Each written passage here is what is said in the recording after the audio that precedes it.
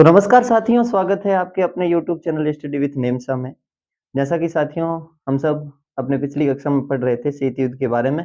हमने वहाँ समझने का प्रयास किया किस प्रकार शीत युद्ध की शुरुआत होती है, क्या कारण रहे होंगे जिसके कारण शीत युद्ध प्रारंभ हो गया। इसके साथ ही हमने कब से कब तक चला था थोड़ा बहुत ये भी जानकारी प्राप्त की थी। इसके साथ ही हम साथियों उसमें बात कर रहे थे कि 6 अगस्त और 9 अगस्त 1945 को अमेरिका के द्वारा जो जापान के 2 शहर है हिरोशिमा और नागासाकी, उन पर जो गिराए गए परमाणु बम थे, उससे मुझे कुछ याद आ रहा है कि अपने कुछ थोड़ा-सी मिस्टेक हो गई थी, तो मैं एक बार वापस दोहरा लेता हूँ, अगर नहीं हुई तो कोई दिक्कत नहीं है, अगर हुई है तो थोड़ा वापस देख लेंगे। तो उसमें जो वज़न था उनका जो अपना पहला परमाणु परीक्षण जो माफ़ कीजिए पहला अगर उन्होंने परमाणु प्रयोग किया अमेरिका ने, तो उनका वेट था वो आपके साथियों था लगभग 15 किलो टन। और इसके साथ ही अगर दूसरा परमाणु जो 9 अगस्त को गिराया गया था अमेरिका के द्वारा जो भारी भी था, उसे फैट मैन के नाम से भी जाना गया और उसका वज़न था 21 किलो टन। तो साथियों इसके साथ ही हमने अगर मैं पीछे का थोड़ी चीज़ दौरान करूँ तो अगर हमने वहाँ पढ़ा था कि किस प्रकार पूरे विश्व को 2 गुटों में बाँटा जाता है। एक सोवियत संघ रूस है, तो दूसरे संयुक्त राज्य अमेरिका है।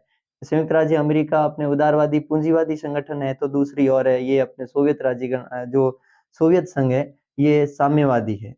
तो खैर साथियों और समाजवादी है। इसके साथ ही हमने ये पढ़ा दोनों के अलग-अलग सैनिक संगठन भी बने थे जिसमें अमेरिका की ओर से सैनिक संगठन बना था नाटो, 1949 में स्थापना होती है 4 अप्रैल को। इसके साथ ही सदस्य राष्ट्र उस समय 12 थे, आज बढ़कर ज़्यादा हो गए और वहीं हमने सोवियत संघ की बात की तो सोवियत संघ में 1955 में उनका एक ग संगठन बना था सैनिक संगठन जिन्हें वारसा के नाम से जानते हैं। हमने ये भी देखा एक पूर्वी संगठन बन गया था, एक पश्चिमी। पश्चिमी संगठन में अमेरिका के साथ रहने वाले देश और अगर पूर्वी संगठन की बात करें तो वो है अपने सोवियत संघ के साथ रहने वाले देश। और हमने थोड़ी बात वहाँ ये भी की थी कि हम इसके साथ ही इस ये जो माफ़ कीजिए जो शीत युद्ध है, अर्थात है जो विचारों की लड़ाई है और हमने ये भी बात की थी नेहरू के द्वारा कहा गया इनके संदर्भ में जो कथन थे वो भी, इसके साथ ही हमने कहा था कि बाकी वाले युद्धों का तो क्षेत्र होता है, वो होता है अपने कि लड़ाई करने के लिए स्थान होती है ज़मीन और बाकी परमाणुओं से युद्ध किया मतलब हथियारों से युद्ध किया जाता है। तो इसमें बताया गया है कि शीत युद्ध एक ऐसा मतलब युद्ध है जिसका क्षेत्र तो है मस्तिष्क और युद्ध करने का शस्त्र है या अस्त्र है जो भी है, हथियार है वो है मन। तो कहने का मतलब है इनके बारे में हम पढ़ रहे थे। इसके साथ ही साथियों हम ये भी पढ़ रहे थे चीन का झुकाव पहले सोवियत की ओर था, लेकिन 1950 के बाद दोनों में दिक्कतें आने लगी थी, समस्याएँ बढ़ने लगी और आखिरकार 1969 तक आते-आते दोनों देशों के मध्य या दोनों शक्तियों के मध्य एक बार ऐसी स्थिति आई कि छोटे से क्षेत्र के लिए युद्ध भी करना पड़ा। यहाँ तक हम पहुँचे साथियों पहुँच गए थे। इसके साथ हम आज बात करेंगे गुट निरपेक्षता का उद्भव क्यों हुआ, इसने क्या भूमिका निभाई और इसके साथ भारत में गुट निरपेक्षता की क्या महत्वपूर्ण है। मतलब भारत गुट निरपेक्षता या शीत युद्ध में अपनी किस प्रकार भूमिका अदा करता है, ये पढ़ेंगे।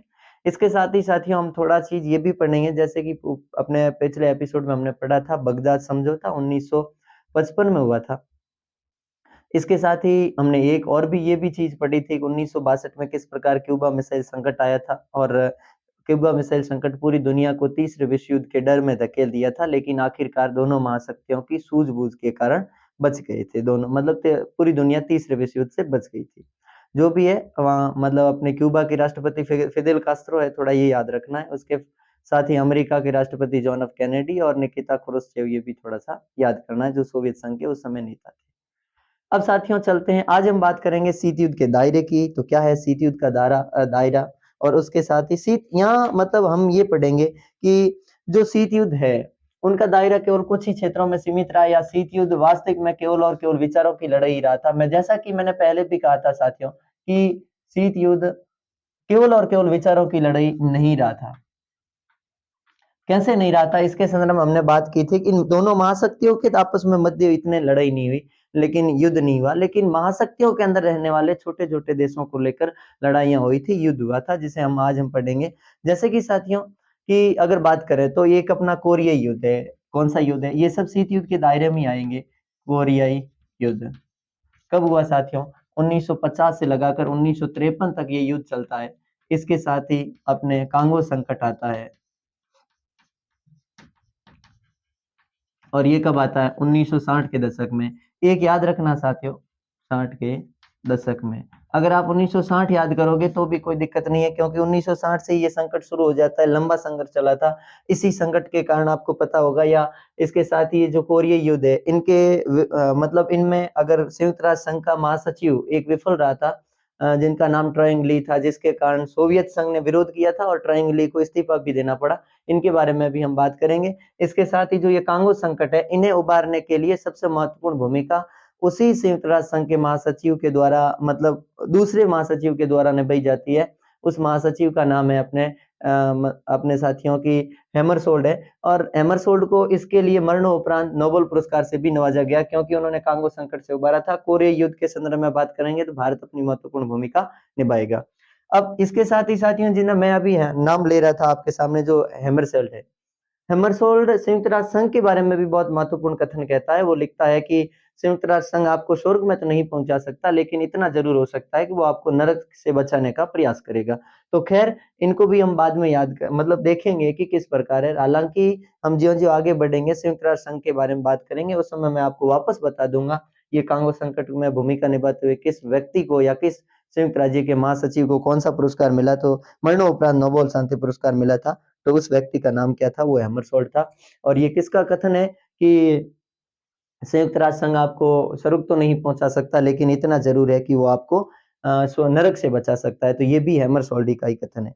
इसी के साथ ही साथियों, अगर एक और पढ़े तो हम सबको पता है कि बर्लिन विवाद, और आपको पता है बर्लिन विवाद, बर्लिन विवाद कब से कब तक चलता है? बर्लिन विवाद 1958 से लगाकर 1962 तक चलता है। मतलब मुख्य रूप से 1962 तक चलता है। हालांकि ये बर्लिन वाली जो दीवार बनी थी, तो यहाँ मैं लिख देता हूँ बर्लिन दीवार का निर्माण। हो सकता है कभी कभार प्रश्न पूछ लिया जाए कि बर्लिन दीवार का निर्माण, बर्लिन की दीवार कब बनाई गई? 1961 में बनाई गई थी। और ये 1961 की बर्लिन दीवार ही कहीं न कहीं सोवियत संघ और अमेरिका के लिए सबसे ज्यादा खतरनाक मतलब साबित होती है। और आखिरकार बर्लिन की दीवार 1989 में टूट जाती है साथियों। और ज्यों ही बर्लिन की दीवार 1989 में टूटती है, तो उसी समय अपने सोवियत संघ के नेता गार्बोचेव, उन्हें थोड़ी, वे क्या करते हैं, थोड़ी अपने नियमों में थोड़ी ढील देते हैं, उदारीकरण की व्यवस्था लाते हैं, जिसके कारण बर्लिन की दीवार को तोड़ दिया जाता है और जर्मनी का पुनः एकीकरण होता है। जैसे कि हमने पहले अपने एपिसोड में पढ़ा था कि जर्मनी का पहली बार एकीकरण 1866 से लगाकर 1871 के बीच हुआ था। लेकिन हम यहाँ दूसरा एकीकरण की बात करेंगे जर्मनी की, क्योंकि पूर्वी जर्मनी और पश्चिमी जर्मनी दो भागों में विभाजित करने वाला कारण क्या? ये बर्लिन की दीवार। इसका निर्माण 1961 में, और पूर्वी जर्मनी वो किसके पास था? सोवियत संघ के पास। और पश्चिमी जर्मनी किसके पास था? वो था साथियों अमेरिका के पास। तो ये तीन विशेष तौर से बड़े रूप से ये कोरियाई विवाद है 1950 से 1953, कांगो संकट 1960 के दशक में, और बर्लिन विवाद है वो 1958 से लगाकर 1962 तक चला। अब साथियों, ये तो अपने जो ये ऐसे छोटे-छोटे मतलब देश है या संकट है, इनमें युद्ध भी हुए थे, थोड़ी सी क्रांतियां भी हुई थी। कहने का मतलब है कि रक्त भी मैं अगर अमूमन बात करूं तो सामान्य अर्थों में कहूं तो यहाँ केवल वार्ता ही नहीं हुई थी, बल्कि लड़ाइयां भी हुई थी। लेकिन हम ये कह सकते हैं कि पूरा विश्व दो गुटों में वापस नहीं बटा था। अर्थात एक विश्व के दोनों गुट क्या नहीं कर रहे थे? युद्ध नहीं कर रहे थे। इसी समय साथियों एक तीसरे गुट का निर्माण होता है, और वो तीसरा गुट क्या कहलाता है? गुट निरपेक्षता कहलाता है। मतलब इन सब पूरी दुनिया को दो गुटों से बचाने के लिए, भाई पूरी दुनिया अगर दो गुटों में बंट जाएगी तो इसका मतलब है कि कभी न कभी दिक्कतें आ सकती है। तो तीसरा अगर कोई गुट पैदा हुआ तो वो तीसरा गुट था गुट निरपेक्ष था। और उसकी भूमिका में सबसे महत्वपूर्ण और सबसे आगे कौन थे? भारत के पहले प्रधानमंत्री और भारत के पहले विदेश मंत्री पंडित जवाहरलाल नेहरू। नेहरू जी का यहाँ बहुत ही विशेष योगदान है। हम आगे पढ़ेंगे उनका योगदान कैसे है। इनके साथ ही साथियों कि अब जैसे शीत युद्ध में क्या हुआ था? परमाणु की होड़ लगी थी, बहुत ज्यादा परमाणु। दोनों देश क्या कर रहे थे? परमाणु का निर्माण कर रहे थे। और जैसे कि आज भी परमाणु शक्ति संपन्न देशों में रूस सबसे ज्यादा है, रूस के पास परमाणु हथियार। और हम ये भी पढ़ते हैं या आगे पढ़ेंगे कि ये जो अपना रूस है, मतलब तत्कालीन सोवियत संघ है, इन्होंने केवल और केवल अपनी परमाणु पर इतना जोर दिया कि इन्होंने अपनी आर्थिक व्यवस्था को खो दिया था। और जिसके कारण कहीं न कहीं सोवियत संघ के विघटन के कारण भी बताया जाता है कि उसने अपनी आर्थिक व्यवस्था को ध्यान नहीं दिया, जैसा कि हम अगले पार्ट में पढ़ेंगे इसके संदर्भ में भी विशेष प्रकार से, कि उन्होंने अपने आर्थिक व्यवस्था को ध्यान नहीं दिया था, जिसके कारण इसे विघटन की ओर निकलना पड़ा, मतलब इनके टुकड़े करने पड़े।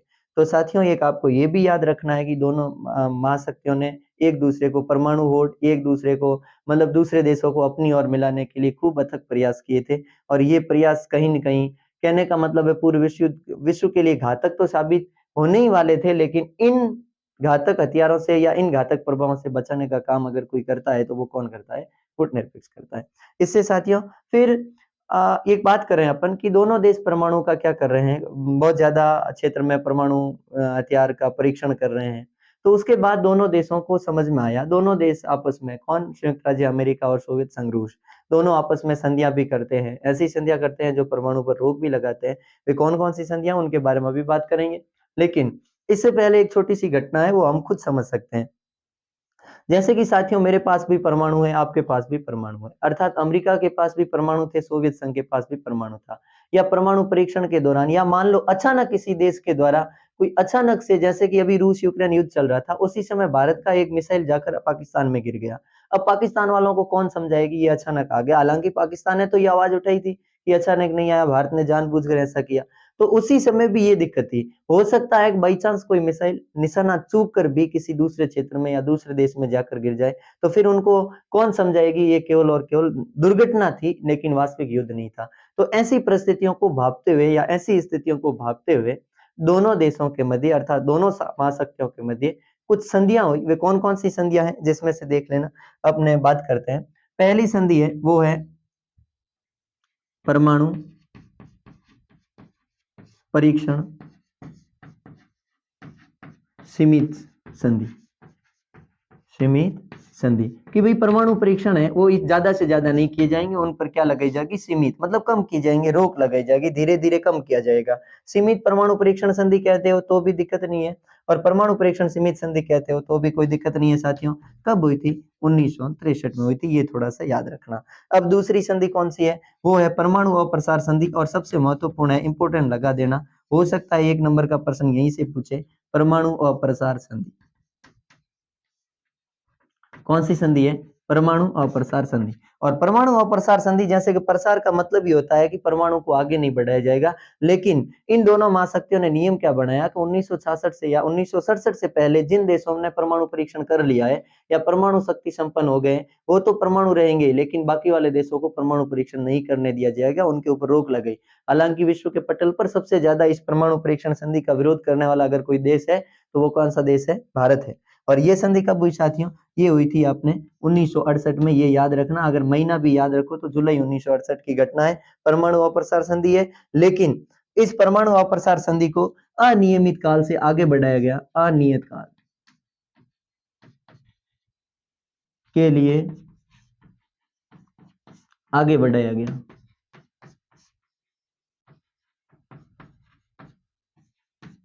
कब बढ़ाया गया साथियों? 1995 में। ये भी याद रखना है, भारत आज भी इस संधि पर हस्ताक्षर नहीं किया है भारत ने, क्योंकि भारत हमेशा विरोध करता आया है। और जिस समय ये संधि बनाई गई थी या उस समय कितने देश परमाणु शक्ति संपन्न थे? तो साथियों याद रखना, ये यूएसए था, यूएसए मतलब अमेरिका और संयुक्त राज्य अमेरिका, और उसके साथ ही दूसरा था अपने, वो था सोवियत संघ, ठीक है। इसके साथ ही था फ्रांस, चौथा था अपने चीन, और इसके साथ ही ब्रिटेन वगैरह, इंग्लैंड वगैरह, ये चारों पांचों देश मिलकर, पांचवा देश था। इन देशों ने मिलकर क्या किया? इन देशों में परमाणु है तो इसका मतलब यही परमाणु रख पाएंगे, या बाकी वाले देश है वो परमाणु को आगे नहीं बढ़ाएंगे, अर्थात अपने क्षेत्र में परीक्षण नहीं करेंगे। और उनके बाद एंटी ब्लास्टिक मिसाइल नाम करके एक और संधि हुई थी, वो संधि हुई थी 1972 में, तो ये भी थोड़ा याद रखना कि एंटी ब्लास्टिक मिसाइल ट्रीटी कब हुई थी? तो वो हुई थी 1972 में। तो ये 3 संधियां हैं, उन 3 संधियों के माध्यम से इन लोगों ने, अर्थात इन दोनों शक्तियों ने ये भांप लिया था, हो सकता है कहीं न कहीं दिक्कतें आ सकती है।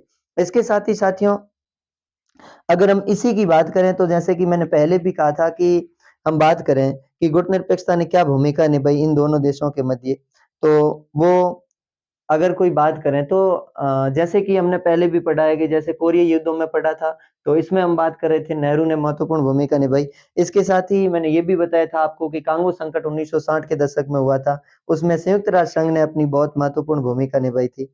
अब हम साथियों बात करेंगे कि 1960 के दशक तक तो दोनों देश यानी कि दोनों महाशक्तियां क्या कर रही थी, युद्धों में प्रसार कर रही थी, दोनों महाशक्तियां अर्थात परमाणुओं का प्रसार कर रही थी। लेकिन फिर धीरे-धीरे समझ में आया उनको कि ऐसा नहीं करना चाहिए, हमें कुछ परमाणु पर क्या लगानी चाहिए रोक। और दूसरा साथियों, अगर हम खुद स्वयं सोचें तो हो सकता है परमाणु कभी न कभी अपने लिए भी घातक बन सकता है। लेकिन इन्होंने जब सोचा था तो उन्होंने यही सोचा था कि जिस देश के पास, हालाँकि हमारे देश के पूर्व प्रधानमंत्री अटल बिहारी जी ने भी कहा था कि हम परमाणु शक्ति संपन्न होकर शांति की बात कर रहे हैं। हमने शांति को बढ़ावा दिया है, क्योंकि इतना हम भी समझते हैं कि जब तक पाकिस्तान के पास ज़्यादा परमाणु शक्ति संपन्न था पाकिस्तान, या पाकिस्तान के पास ज़्यादा परमाणु थे, तो पाकिस्तान हमें बार-बार युद्ध की धमकी दे रहा था और वो जिस समय चाहता उसी समय युद्ध कर सकता था। और किए भी थे पाकिस्तान ने। लेकिन जिस समय हम परमाणु शक्ति संपन्न हो गए, तो इसका बाद है कि कहीं न कहीं पाकिस्तान को भी पता है कि परमाणु उनके पास भी है, परमाणु हमारे पास भी है। भई पाकिस्तान अगर हमारे ऊपर परमाणु का प्रयोग करेगा तो हम बैठे थोड़ी रहेंगे। मैं यहाँ उदाहरण देकर समझा रहा हूँ पाकिस्तान का, बाकी दोनों देशों में हो सकता है। जैसे कि यहाँ हुआ था कि अगर सोवियत संघ परमाणु का प्रयोग करता अमेरिका के ऊपर, तो अमेरिका क्या हाथ में चूड़ियाँ पहनकर बैठा थोड़ी रहता? तो वो भी क्या करता? वो भी वापस करता परमाणु का हमला, और जिसके कारण दोनों देशों का विनाश ही होता, पूरे विश्व का विनाश ही होता। और परमाणु, जैसे कि व्यक्तियों ने कहा भी है कि अगर तीसरा विश्व युद्ध हुआ, तो उसके बाद जो चौथा विश्व युद्ध लड़ा जाएगा वो केवल और केवल पत्थरों और लाठियों से लड़ा जाएगा। क्यों कहा उन्होंने? क्योंकि उनको पता है कि तीसरा विश्व युद्ध किससे लड़ा जाएगा? परमाणुओं से। और अगर परमाणु से लड़ा जाएगा तो फिर विश्व में दुनिया को इक्का-दुक्की बचेगी तो बचेगी, बाकी पूरी की पूरी दुनिया क्या हो जाएगी? समाप्त हो जाएगी। इसलिए उनका कथन भी सार्थकता सिद्ध करता है कि चौथा जो अपने अगर विश्व युद्ध होगा, तो वो किससे लड़ा जाएगा? पत्थरों और लाठियों से लड़ा जाएगा। ये थोड़ी-सी समझने की बात है साथियों, आप खुद अपने विचार को प्रकट कर सकते हैं। व्यक्ति के लिए सबसे बेहतरीन चीज़ ये है कि उनके खुद के विचार प्रकट करना। जब तक व्यक्ति की खुद के आत्मिक विचार प्रकट नहीं होंगे, तब तक वो समझने का कम मतलब उसे इतना समझ में नहीं आएगा जितना वो समझने का प्रयास करता है।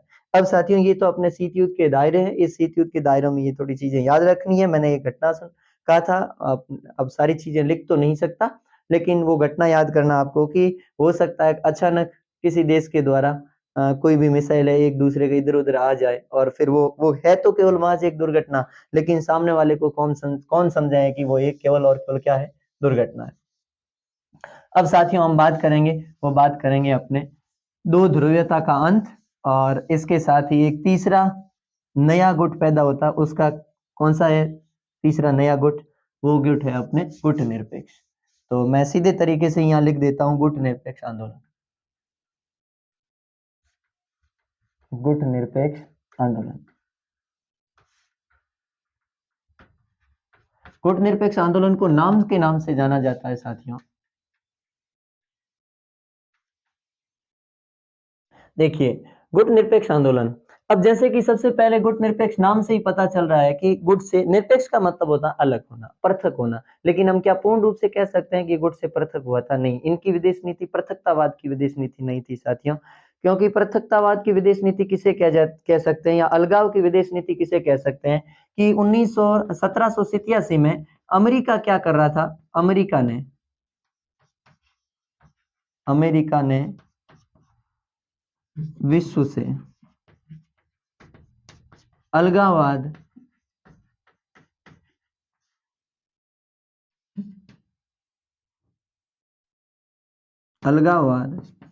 का समर्थन कर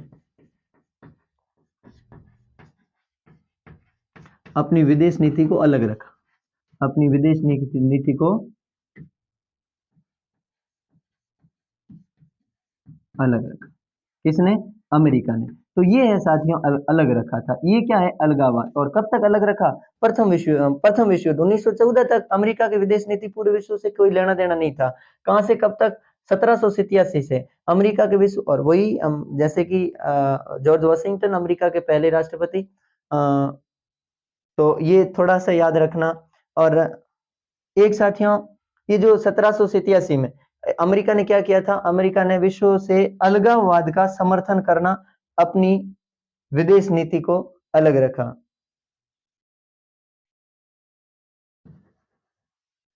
समर्थन कर अपनी विदेश नीति को क्या रखा था? विश्व से अलग रखा था। अर्थात उन्होंने कहा था कि हमारी विश्व से हमें कोई लेना देना नहीं है, हमारी विदेश नीति क्या है? अलग है। ठीक है। तो जॉर्ज वाशिंगटन का थोड़ा सा याद रखना, क्योंकि 1787 में अमेरिका के संविधान के निर्माण में जॉर्ज वाशिंगटन का सबसे महत्वपूर्ण योगदान है।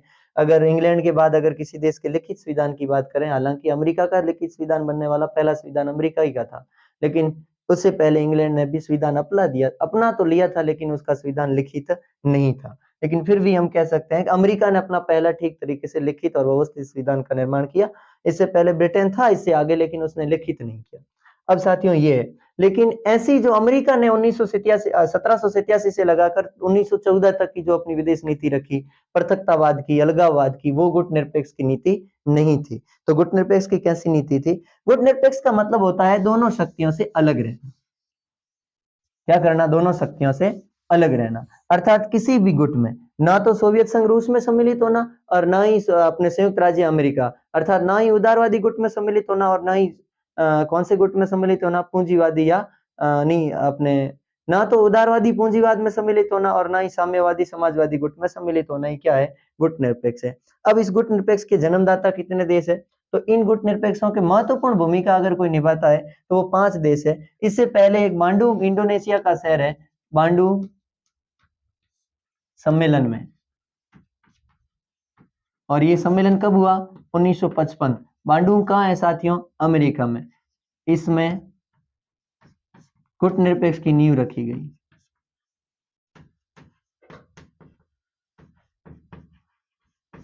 तो गुट निरपेक्षता की नींव कब रखी गई भाई? 1955 में। कौन सा सम्मेलन? बांडुंग सम्मेलन। बांडुंग कहाँ का क्षेत्र है? तो बांडुंग इंडोनेशिया का क्षेत्र है, इंडोनेशिया है।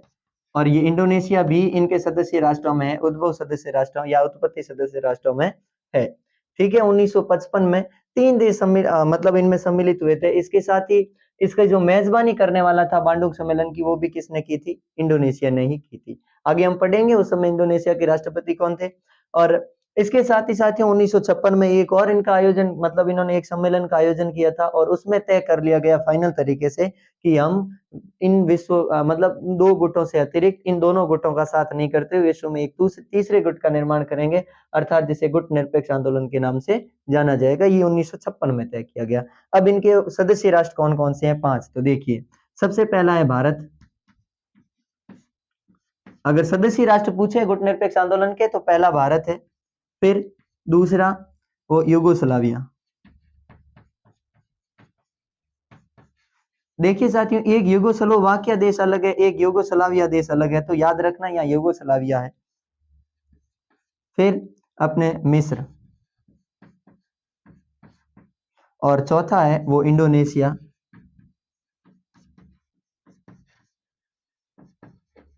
और पांचवा है वो है अपने गाना।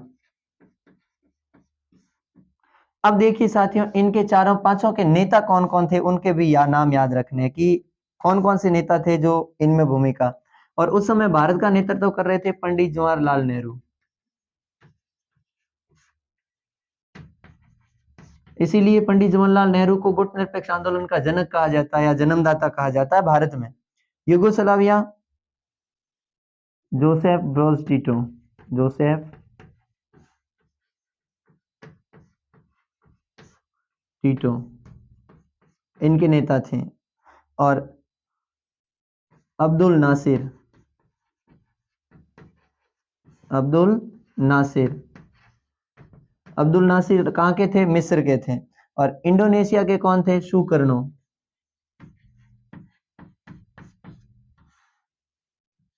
और अपने गाना के कौन थे? वामे एनक्रुमा, वामे एनक्रुमा।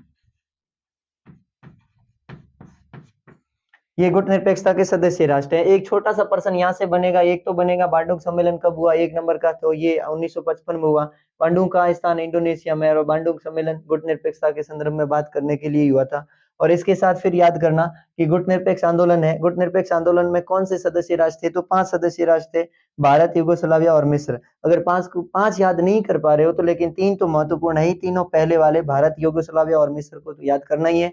और फिर भारत का नेतृत्व कर रहे थे पंडित जवाहरलाल नेहरू, यूगोस्लाविया में जोसेफ ब्रोज टीटो, और मिस्र में कर रहे थे अब्दुल नासिर, और इसके साथ ही साथियों इंडोनेशिया में सुकर्णो, और घाना में कौन कर रहे थे? वामे एनक्रुमा। ये 500 सदस्य मिलकर इन्होंने क्या किया था? गुट निरपेक्ष आंदोलन का, मतलब गुट निरपेक्ष आंदोलन की नींव रखी थी और गुट निरपेक्ष आंदोलन का समर्थन करते हुए इसे आगे बढ़ाया था। अब देखिए साथियों, गुटनिरपेक्ष आंदोलन, गुटनिरपेक्ष आंदोलन का अगर हम बात करें तो गुटनिरपेक्ष आंदोलन का पहला सम्मेलन, कौन सा सम्मेलन?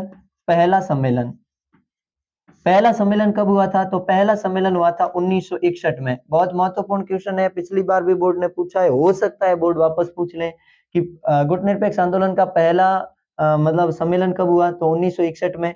कहाँ होता है साथियों? तो ये होता है बेलग्रेड। कहाँ होता है? बेलग्रेड। और बेलग्रेड कहाँ है भाई? यूगोस्लाविया।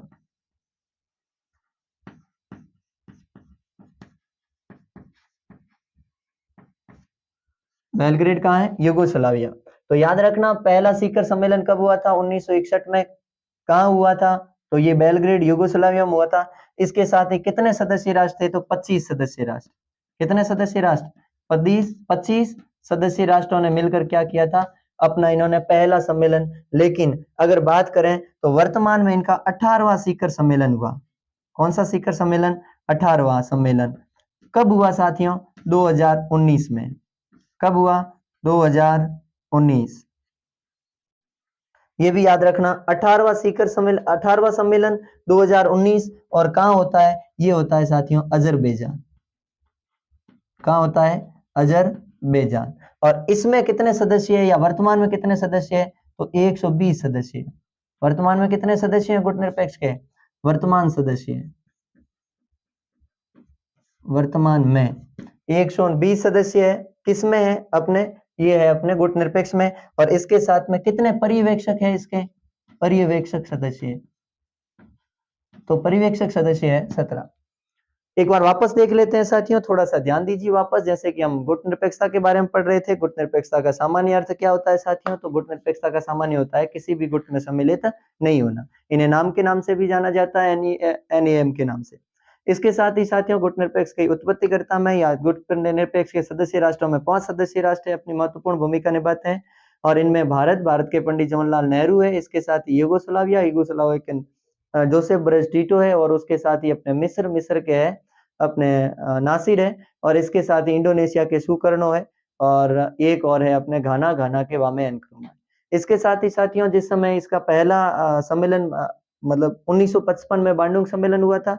और अगर संयुक्त, माफ कीजिए साथियों, अगर हम बात करें गुटनिरपेक्ष आंदोलन की, तो गुटनिरपेक्ष आंदोलन का अगर पहला शिखर सम्मेलन 1961 में हुआ। कहाँ हुआ साथियों? बेलग्रेड में हुआ। और बेलग्रेड कहाँ का है? तो बेलग्रेड है वो है अपने यूगोस्लाविया का एक देश है, माफ कीजिए यूगोस्लाविया का एक क्षेत्र है।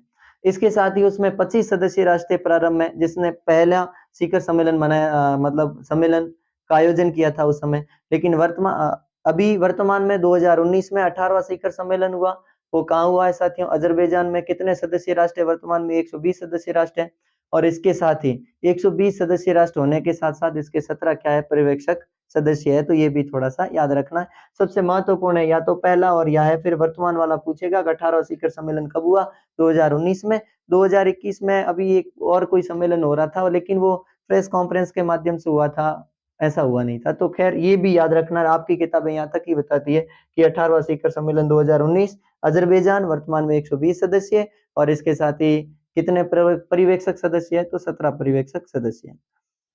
अब साथियों, ये सामान्य तरीके से ये गुटनिरपेक्ष है। अब गुटनिरपेक्ष आंदोलन में हम अपने देश की भूमिका भी पढ़ेंगे। इसके साथ ही ये भी पढ़ेंगे कि ये जो अपने जो सुकर्णो और वामे एनक्रुमा है, ये सुकर्णो इंडोनेशिया के पहले राष्ट्रपति हुए और घाना के पहले राष्ट्रपति हुए, प्रधानमंत्री हुए वामे एनक्रुमा। इन दोनों को सैनिक तख्ता पलट के माध्यम से दोनों को क्या किया गया? हटाया गया था। तो ये भी थोड़ा सा याद रखना। एक इसके साथ ही आपको थोड़ा सा याद रखना है कि यूगोस्लाविया की आजादी के लिए या यूगोस्लाविया के जर्मन मतलब शासक के लिए सबसे ज्यादा जाना जाता है, तो वो या सबसे महत्वपूर्ण भूमिका या सबसे श्रेष्ठ शासकों में जाना जाता है, तो वो कौन है साथियों? जोसेफ ब्रोज टीटो है। इसके साथ आप ये तो जानते ही हो कि भारत के पहले प्रधानमंत्री है पंडित जवाहरलाल नेहरू। इसके साथ ही अपने गुटनिरपेक्ष आंदोलन के जन्मदाताओं में से एक सदस्य है। इसके साथ ही इन्होंने निशस्त्रीकरण के पर बल दिया था कि भाई शस्त्रों की होड़ मत करो। इसके साथ ही परमाणुओं का विरोध किया था। कहने का मतलब है कि दोनों विश्व के दोनों महाशक्ति आपस में परमाणु परीक्षण कर रही थी, तो उनका भी इन्होंने क्या किया था? विरोध किया था। इसके साथ हम साथियों हम एक और चीज पढ़ेंगे कि नव अंतर्राष्ट्रीय आर्थिक व्यवस्था क्या है? ये गुटनिरपेक्ष आंदोलन में ये एक नई मतलब आंदोलन के समय हुआ था कि मैंने आपको पहले भी कहा था कि जिस समय अगर कोई भी देश है, खैर हाँ, अब हमें जैसे कि अगर कोई भी देश है और वो देश क्या करता है साथियों कि अगर आजाद होता है या गरीब देश है, जैसा कि हमने पहले पढ़ा था, लगभग दुनिया की 1/3 या 2/3 क्षेत्र ऐसे थे जिस पर किसका राज था? ब्रिटेन का या राज था, जो इंग्लैंड के औपनिवेशिक थे। लेकिन जो देश धीरे धीरे आजाद हुए, वो आजाद होने के बाद उनके पास इकोनॉमिक सिस्टम इतना अच्छा नहीं था। अर्थात मेरा कहने का मतलब है कि उनकी आर्थिक व्यवस्था थी वो इतनी सुदृढ़ नहीं थी, और उन आर्थिक व्यवस्था को सुदृढ़ करने के लिए नव अंतर्राष्ट्रीय आर्थिक व्यवस्था की स्थापना की गई। मतलब नव अंतर्राष्ट्रीय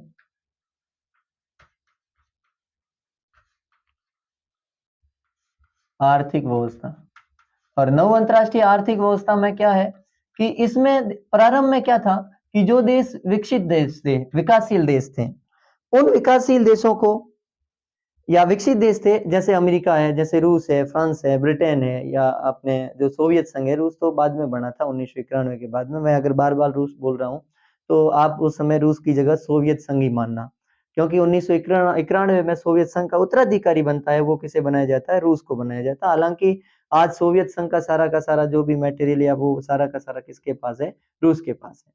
तो साथियों, जो ये शक्तियां थी, इन शक्तियों ने सोचा कि हम लगातार इन देशों के ऊपर क्या कर रहे हैं? अपना अधीन कर रहे हैं इन देशों को। तो उस समय इन देशों को डर लग रहा था कि जो दुनिया के गरीब देश थे, अर्थात वो उसी समय औपनिवेशिकता से मुक्त हुए थे, और उन्होंने सोचा था कि हमारी आजादी, लोकतंत्र में विश्वास हम रखते हैं, लेकिन हमारी आजादी क्या रह पाएगी अगर किसी भी देश के पास विकास करने के लिए उनकी आर्थिक स्थिति अच्छी होनी चाहिए। लेकिन उस समय उन देशों की आर्थिक स्थिति ठीक नहीं थी, और इसीलिए इन देशों को क्या कहा गया? गरीब देशों को। उस समय गरीब देशों को अल्प विकसित देश, क्या नाम दिया? अल्प विकसित देशों की श्रेणी में रखा गया।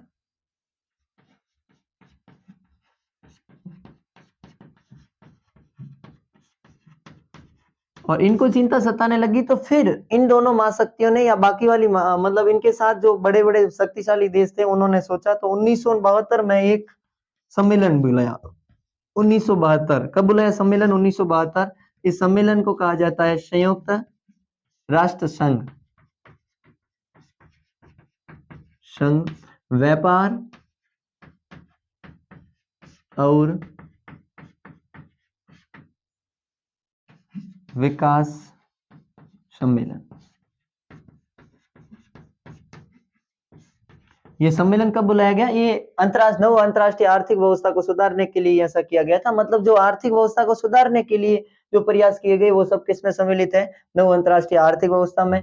इन्होंने क्या किया था? गरीब देशों को अल्प विकसित देशों की श्रेणी में रखा गया। इसके साथ ही 1972 की अगर बात करें तो साथियों, 1972 में संयुक्त राष्ट्र संघ ने एक व्यापार और विकास सम्मेलन का आयोजन किया। इसी सम्मेलन के जरिए क्या किया गया कि जो शक्तिशाली देश थे, उन शक्तिशाली देशों ने अपने आप में एक ऐसी धारणा बनाई कि हम कुछ न कुछ गरीबों का क्या करें? इन गरीब देशों का पक्ष लें, या इनको सहायता पहुंचाएं, जिनके कारण ये देश भी क्या कर सके? अपनी सहायता निभा सके, या अपनी कहने का मतलब है आर्थिक स्थिति सुधार सके। तो इस सम्मेलन के बाद उन्होंने कौन कौन से दिए? जैसे कि गरीब देशों को सहायता दी गई। पहला तो कहा गया कि विकसित देश गरीब देशों के जिन क्षेत्रों से खनिज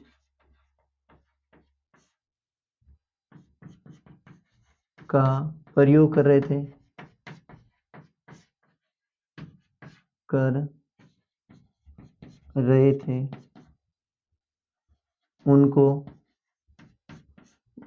उन्हें समर्पित कर दिया।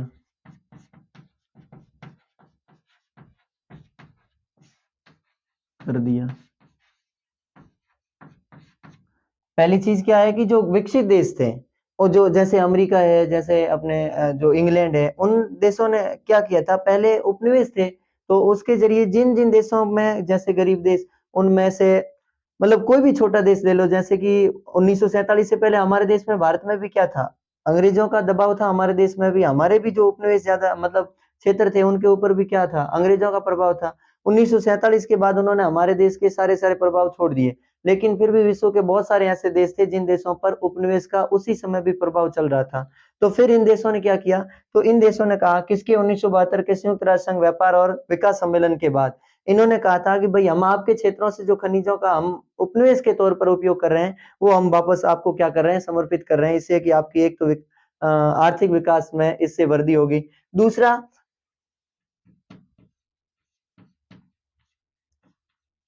महाशक्तियों ने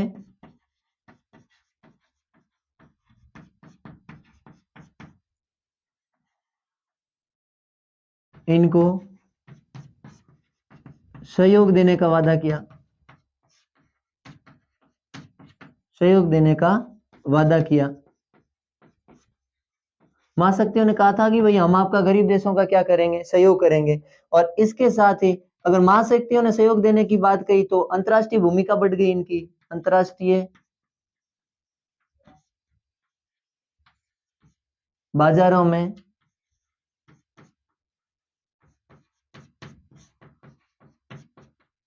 इनकी भूमिका,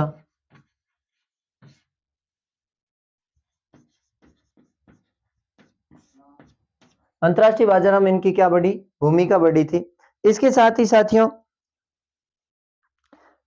पश्चिमी देशों की जो कम जैसे कि पश्चिमी देशों से मंगवाई गई जितनी भी प्रौद्योगिकी थी उनको फिर जो ये देश थे, शक्तिशाली देश थे, उन्होंने कहा हम आपको क्या करेंगे, कम लागत तक कम लागत पर पहुंचाएंगे। तो ये चार कारण थे जिन कारणों ने 1972 में क्या किया, संयुक्त राष्ट्र संघ व्यापार और विकास सम्मेलन के बाद में इन देशों ने महत्वपूर्ण भूमिका निभाई। अब साथियों हम आगे पढ़ेंगे, वो पढ़ेंगे भारत में शीत युद्ध का प्रभाव या भारत और शीत युद्ध।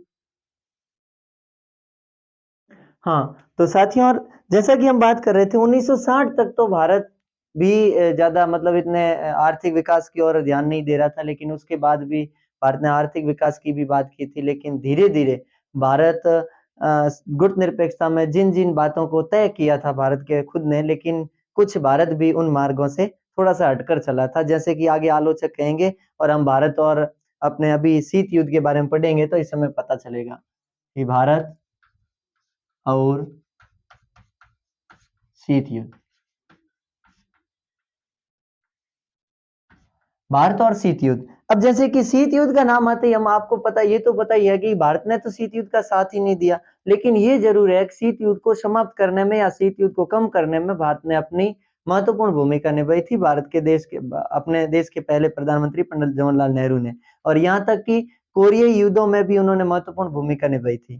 तो मतलब कोरियाई जो युद्ध हुए थे उन युद्धों में शांति स्थापित करने के लिए भी भारत की अहम भूमिका है। तो उन भूमिका को देखते हुए साथियों अगर हम बात करें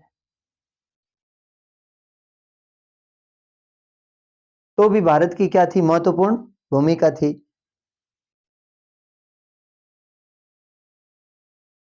हाँ, तो जैसे कि साथियों हम बात कर रहे थे भारत और शीत युद्ध की, तो भारत ने शीत युद्ध में अपनी भूमिका किस प्रकार निभाई कि भारत ना तो खुद शीत युद्ध का एक मतलब किसी भी गुट में सम्मिलित हुआ। भारत के लिए दो सबसे महत्वपूर्ण तथ्य ये है कि ना तो भारत खुद शीत युद्ध के समर्थन में गया या शीत युद्ध के किसी भी गुट के साथ सम्मिलित हुआ, और दूसरी बात ये भी है, और ना ही इसने जो दूसरे देश थे, जो नव स्वतंत्र देश उस समय औपनिवेशिकता से मुक्ति प्राप्त की थी, उन देशों को भी अंदर जाने से भारत ने क्या कर दिया था, बचा दिया था। ये सबसे महत्वपूर्ण है। अब शीत युद्ध में भारत शीत युद्ध को समाप्त करने के लिए या शीत युद्ध के प्रभाव को कम करने के लिए भारत और भारत के अन्य सदस्य देशों ने क्या, मतलब भारत के अन्य साथी देशों ने क्या किया, उन्होंने गुट निरपेक्षता की जो स्थापना की। अब भारत की भूमिका रहती है गुट निरपेक्ष में। अब गुट निरपेक्षता के संदर्भ में भारत को दो महत्वपूर्ण चीजों में जाना जाता है। कुछ लोग हैं वो भारत को क्या कहते हैं कि भारत ने वास्तव में गुट निरपेक्षता ने भारत के पक्ष में कार्य किया, और कुछ कहते हैं कि नहीं, भारत अपने जो मुख्य लक्ष्य थे उन मुख्य लक्ष्यों से भटक गया था। और वे कौन कौन से लक्ष्य थे तो उनमें बताया, आलोचना करने वाले भी दो व्यक्तियों ने भारत के लिए दो आलोचनाएं की है, उन दो आलोचनाओं की हम अभी चर्चा करेंगे। भारत में पहली बार क्या किया था, अपने हित साधन के लिए या गुट निरपेक्षता ने भारत को अंतरराष्ट्रीय स्तर पर हित साधन के लिए क्या महत्वपूर्ण भूमिका क्या निभाई, वो निभाई थी कि भारत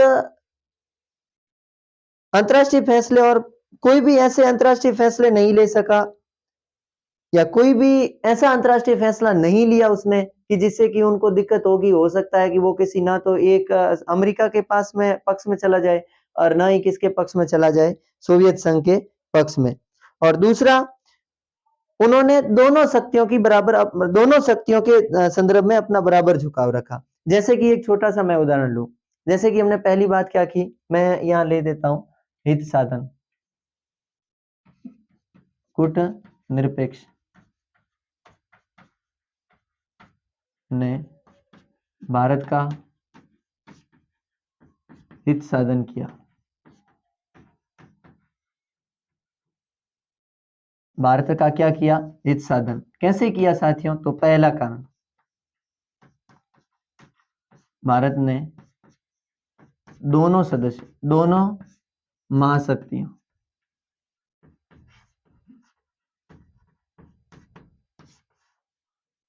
को समतुल्य रखा।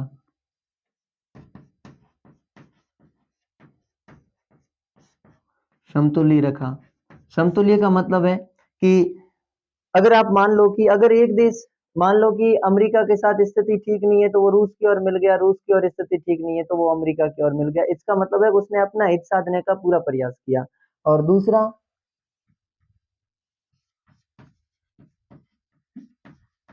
अंतर्राष्ट्रीय स्तर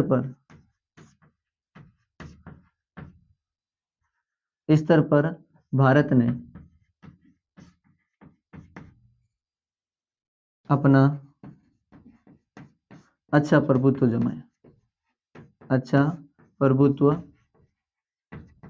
जमाया। दो चीजें की थी। पहली चीज क्या की थी, मतलब गुटनिरपेक्ष ने भारत का हित साधन कैसे किया? तो पहला है, भारत ने दोनों महाशक्तियों को समतुल्य रखा। अर्थात है अगर एक नाराज हो गई तो वो दूसरी की ओर चला गया, अगर दूसरी नाराज हो गई तो वो क्या कर गया? पहली की ओर चला गया। कहने का मतलब है कि इसने समर्थन नहीं किया था किसी भी शक्ति का, लेकिन ऐसी स्थिति आने ही नहीं दी कि जैसे कि दोनों देशों या दोनों महाशक्तियों के बीच ऐसा इतना विरोध हो गया जिससे कारण कि भारत, इसने दोनों शक्तियों को समतुल्य रखा, दोनों को अपने पक्ष में रखा। और दूसरी बात है, अंतर्राष्ट्रीय स्तर पर भारत ने अपना अच्छा प्रभुत्व जमाया था, वो भी किसके जरिए जमाया था? गुटनिरपेक्ष के जरिए जमाया था। ये तो है हित साधन की बात। लेकिन आलोचना क्यों करते हैं लोग? मैं यहाँ लिख रहा हूं अब आलोचना के कारण। आलोचना के कारण है, पहला कारण है वो है सिद्धांतहीन।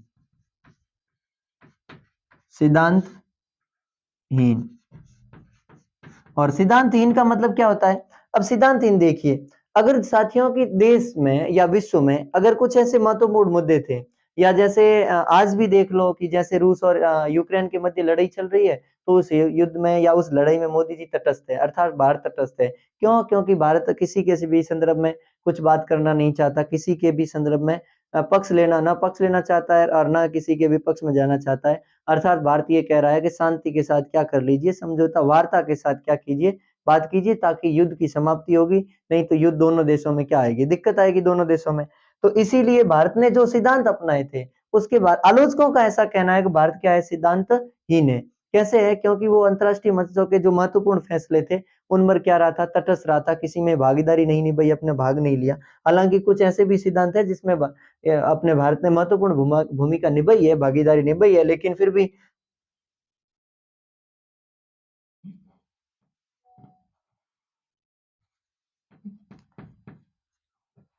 आलोचनाओं के कारण। ठीक है, ये आलोचना के क्या कारण थे? तो पहला कारण तो है भारत की सिद्धांतहीन नीति, और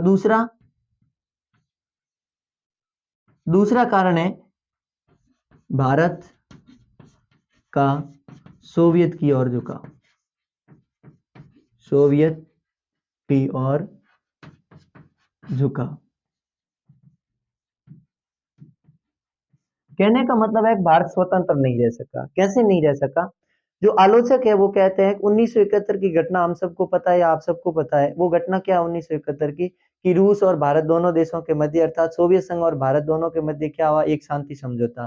और ये शांति समझौता उन्होंने कहा था कि कहीं किसी न किसी तरीके से ये सोवियत संघ की ओर सम्मिलित होना ही है भारत का, या सोवियत संघ की ओर पक्षधर होना ही है भारत का। लेकिन साथियों, उस समय भारत सरकार ने बताया था कि बांग्लादेश की दिक्कत को अर्थात पूर्वी पाकिस्तान की दिक्कत को लेकर उनको सैन्य आवश्यकता थी। इसलिए भारत ने क्या किया था कि ये सोवियत संघ की ओर उसने मतलब या सोवियत से मतलब सोवियत संघ से उसने क्या किया था, एक शांति संधि की थी। तो ये चीज आपको याद रखनी है। आलोचकों का दो कारण क्या है, एक तो भारत का सिद्धांतहीन होना और दूसरा है कि भारत का किसकी ओर, भारत का सोवियत संघ की ओर क्या करना है, झुकाव रखना। ये 1971 की घटना है, जिस समय मैं उसी घटना की बात कर रहा हूँ जिस समय 93,000 मतलब सैनिकों, पाकिस्तानी सैनिकों को पाकिस्तान के जनरल नियाजी के साथ घुटने टेकना या आत्मसमर्पण करना इंदिरा गांधी के सामने, वही घटना है। क्योंकि उसी युद्ध से पहले हमने रूस के साथ या सोवियत संघ के साथ क्या की थी, संधि की थी, जिसे भारत सोवियत मतलब अपने शांति संधि कहते हैं या सहयोगी संधि के नाम से जाना जाता है।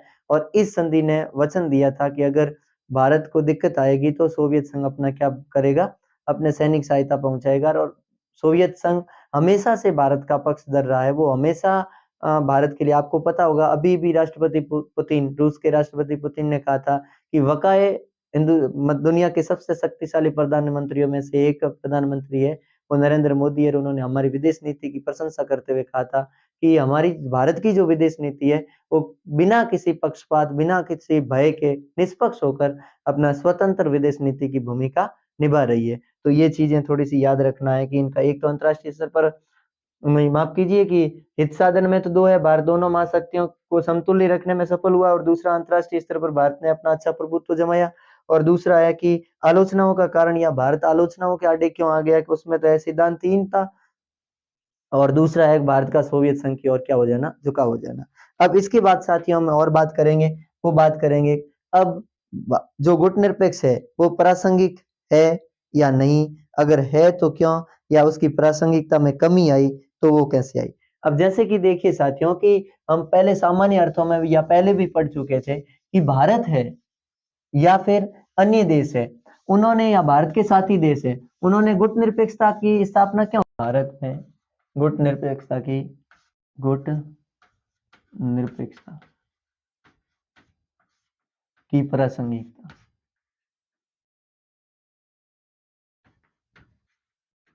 तो है पर पूछा भी जा सकता है, मतलब वर्तमान में इसकी क्या प्रासंगिकता है, क्या स्थिति रही है, उन स्थितियों के बारे में हम बात करेंगे। उन स्थितियों में जैसे कि हमने पहले भी पढ़ा था कि गुटनिरपेक्षता अपने आप में एक महत्वपूर्ण आंदोलन है। इसने अपने आप में संपूर्ण विश्व में महत्वपूर्ण भूमिका निभाई। अगर हम गुटनिरपेक्ष आंदोलन की बात करें, इसने संपूर्ण विश्व के सामने एक साझा विरासत की भूमिका निभाई है। और इसके साथ ही इसने विश्व के गरीब देशों को महाशक्तियों के नियंत्रण से बचाने का काम किया है, जिससे कि वे अपनी स्वतंत्र विदेश नीति चला पाए। दूसरी अगर मैं बात करूं तो यह है कि ये आंदोलन अंतर्राष्ट्रीय व्यवस्थाओं को लोक धर्मी बनाने में के संकल्प पर भी टिका था, कि ये चाह रहा था गुटनिरपेक्ष आंदोलन कि हम क्या करें, जितनी भी अंतर्राष्ट्रीय व्यवस्थाएं हैं उन सब अंतर्राष्ट्रीय व्यवस्थाओं को क्या करें, लोकतंत्र पर टिकी रखने के लिए संकल्पबद्ध था। और इसी के साथ ही गुटनिरपेक्ष आंदोलन ने मौजूदा असमानताओं को से निपटने के लिए उसने वैकल्पिक विश्व व्यवस्था को बनाने में भी सफल प्रयास किए थे इसने। और इसके साथ ही इसने अंतर्राष्ट्रीय स्तर पर एक मंच की भूमिका निभाई थी। तो भारत में गुटनिरपेक्षता की प्रासंगिकता के निम्न कारण हो सकते हैं, जिसमें, या निम्न तथ्य हैं, जिसमें है पहला कि विश्व स्तर पर एक मंच के रूप में कार्य करना, मंच के रूप में कार्य करना, ठीक है साथियों। दूसरा, अंतर्राष्ट्रीय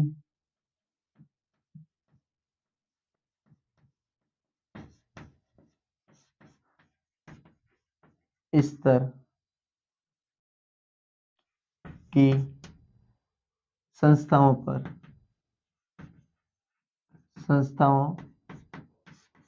को लोकतंत्र धर्मी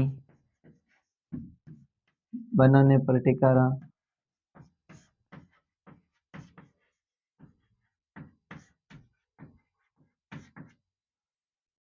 तीसरी क्या है? उन नव स्वतंत्र देशों को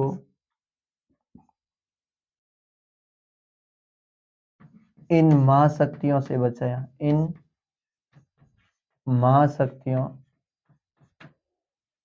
के नियंत्रण से बचाया,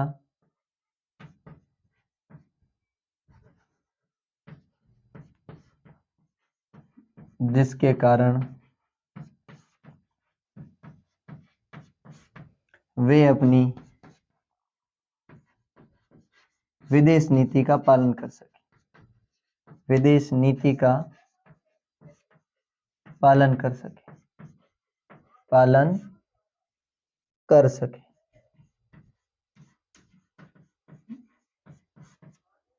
ठीक है।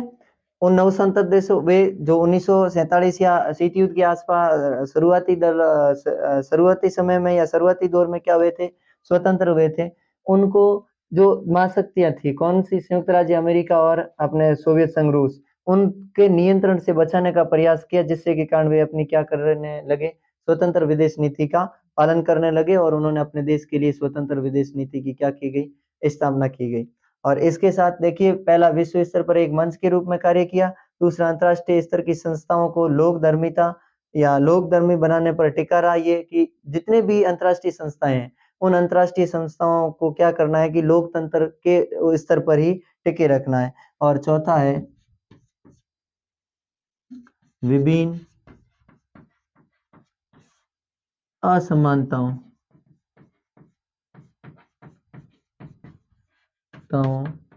को कम करते हुए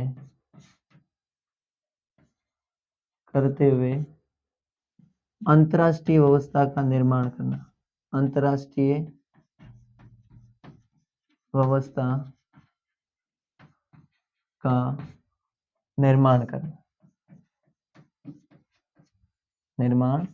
करना।